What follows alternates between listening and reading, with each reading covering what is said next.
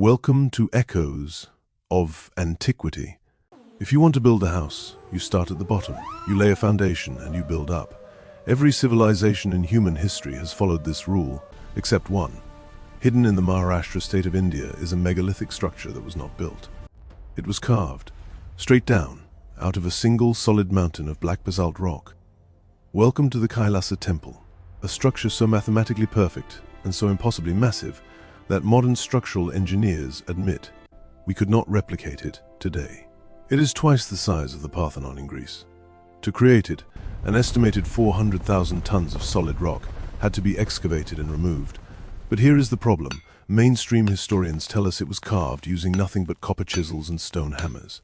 Let's do the math, because the math does not add up. Historical records suggest the temple was completed in just 18 years. To remove 400,000 tons of rock in 18 years, workers would have to excavate 60 tons of rock every single day, for 12 hours a day, without a single break. That is 5 tons of solid rock removed every hour, with hand tools. But removing the rock is only half the problem. Because they were carving from the top down, there was zero room for error.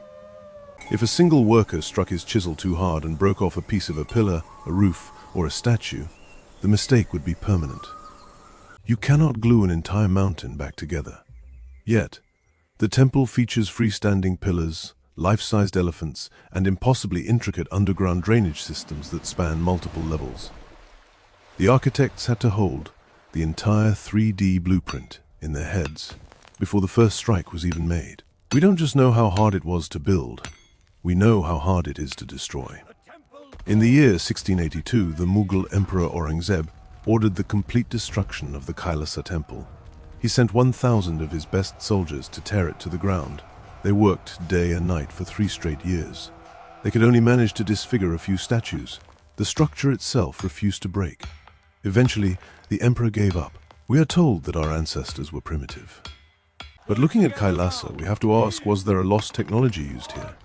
Some researchers point to ancient Vedic texts that describe a machine called the Brahmastra, a device capable of instantly vaporizing solid rock.